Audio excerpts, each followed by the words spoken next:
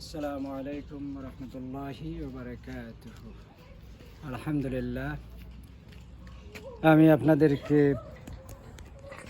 দেখাবো ঘরের আঙ্গিনায় শাক সবজি ফলন করার ফজিলত। এটা অত্যন্ত উপকারী একটা জিনিস।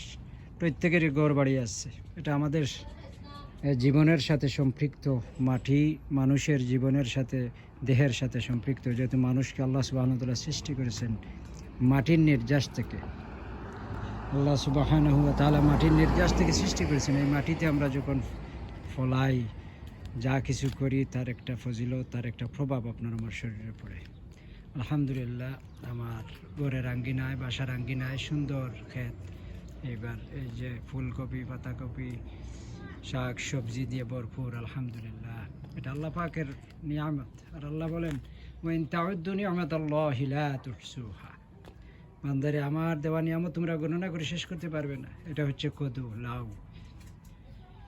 যারা আল্লাহর শুকরিয়া আদায় করে, আল্লাহ তাদের শুকরিয়ার আদায় করলে পরে বাড়িয়ে দেন তাদেরকে নিয়ামত। যারা নিয়ামতের শুকরগুজারি হয়, আল্লাহ তাদেরকে নিয়ামত বাড়িয়ে দেন। মাশাআল্লাহ, এই হচ্ছে সুন্দর আমার বাগানের শাক সবজি।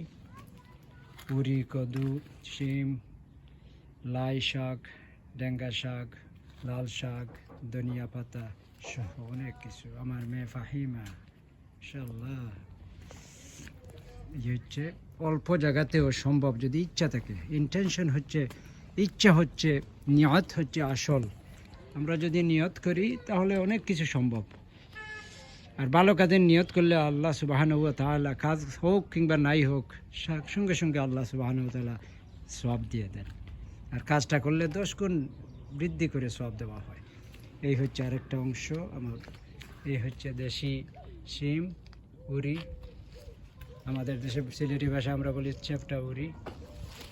এই হচ্ছে টমেটো আছে, অনেক কিছু আছে। আমার ঘরের আঙ্গিনা খাজুরের গাছ, জয়তুনের গাছ, তিনের গাছ, মাশাআল্লাহ, আপেলের গাছ, চেরির গাছ, অনেক ফল ফুল দিয়ে ঘেরা। আল্লাহ সুবহানাহু ওয়া তাআলা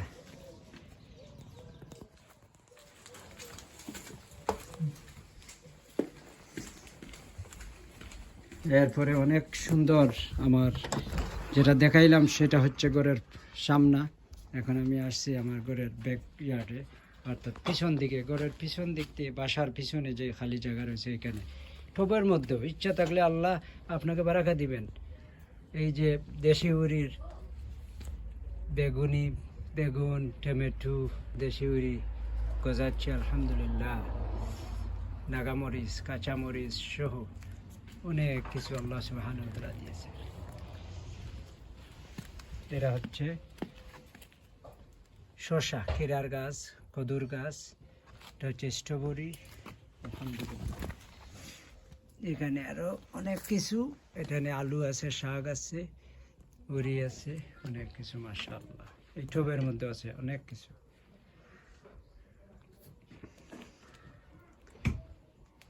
ইচ্ছা থাকলে অনেক কিছু সম্ভব হয়। আল্লাহ সুবহানাহু, এই হচ্ছে চতুর্দিকে শাক, আলু, শাক আছে, অনেক কিছু আল্লাহ সুবহানাহু ওয়া তাআলা দিয়েছেন বারাকা। এই বছর ফসল অনেক ভালো হয়েছে আলহামদুলিল্লাহ।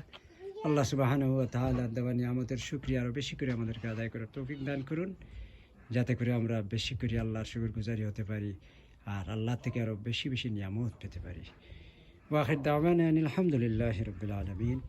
আসসালামু আলাইকুম ওয়া রাহমাতুল্লাহি ওয়া বারাকাতুহু।